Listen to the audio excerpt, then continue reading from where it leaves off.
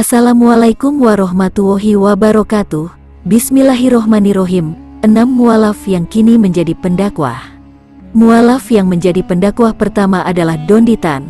Beliau memutuskan mualaf setelah 7 tahun mencari dan riset. Akhirnya beliau masuk Islam pada tahun 2014. Dia mantap memeluk agama Islam setelah ada keraguan dalam kitab suci agama yang dianutnya dulu. Pada saat beliau mempelajari ulang kitab yang dianggapnya suci, ternyata hasilnya membuat dia syok. Menurut beliau, kitab yang dianutnya dulu ternyata tidak logis, tidak 100%, tetapi banyak yang tidak logis.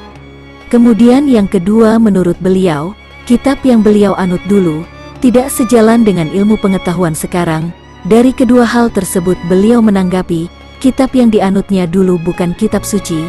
Setelah 7 tahun beliau mempelajari Al-Quran, akhirnya beliau memilih menjadi mualaf, dan sekarang beliau menjadi pendakwah Islam, dan membentengi akidah umat Islam dari kemurtadan. Nomor 2, Agustinus Christopher Kainama. Agustinus Christopher Kainama dahulu merupakan seorang pemuka agama Kristen. Beliau memutuskan mualaf pada tanggal 26 Agustus tahun 2009, bertepatan dengan bulan Ramadan. Christopher mengucapkan 2 kalimat syahadat di Masjid Sunda Kelapa, Jakarta Pusat. Beliau mengaku keyakinannya memeluk Islam, bukan karena beliau mempelajari Al-Quran saja, tapi juga setelah beliau memperdalam kitab agama dia sebelumnya. Setelah masuk Islam, beliau mengganti namanya menjadi Ahmad Kainama. Beliau sekarang menjadi kristolog Islam.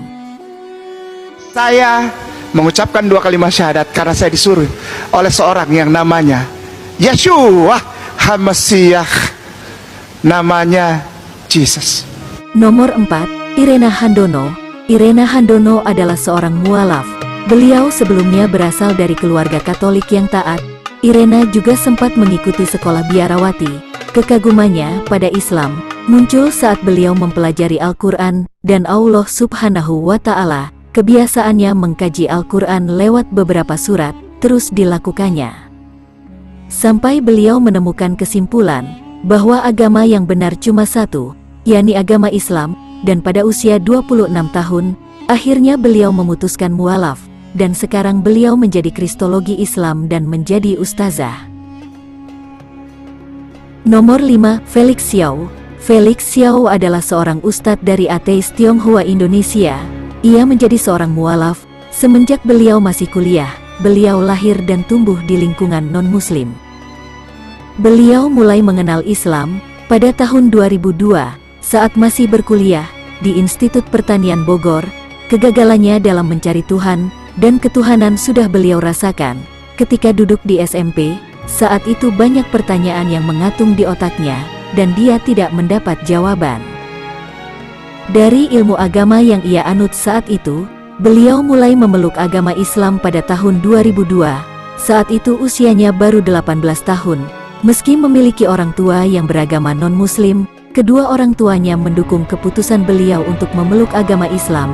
Kini beliau sudah menjadi pendakwah Islam. Nomor 6, Insan Moko Ginta. Insan Moko Ginta dikenal sebagai kristolog dan pendakwah Islam, tapi beliau telah wafat pada tanggal 20 bulan Agustus 2020, malam Jumat. Insan Moko Ginta dia lahir dari ibu seorang muslim dan ayahnya non-muslim. Karena lingkungannya, dia juga pernah memeluk agama Katolik.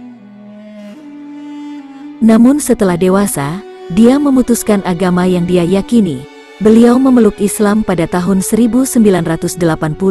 Setelah mendalami Islam, beliau terjun di dunia dakwah. Karena sempat memeluk agama Katolik, ia memulai karirnya sebagai kristolog. Dan diajarkan, "Hai Theophilus, ini surat, ya, Lukas menulis surat dikirim kepada Theophilus. Ini surat, bukan Allah mewahyukan kepada, hai Lukas tulislah olehmu, enggak." Beliau menulis buku kristolog hingga tersebar dan dibaca oleh umat di Indonesia, dan beliau juga mendirikan perpustakaan Birrul Walidain di Hong Kong. Dalam video yang beredar, Ustadz Moko Ginta dikatakan meninggal ya pada malam Jumat dan masih dalam posisi duduk ketika beliau sholat badiah. Masya Allah, semoga Allah mengampuni dosa-dosanya dan menerima amal ibadahnya. Amin. Terima kasih sudah menonton video ini. Semoga bermanfaat. Amin. Wassalamualaikum warahmatullahi wabarakatuh.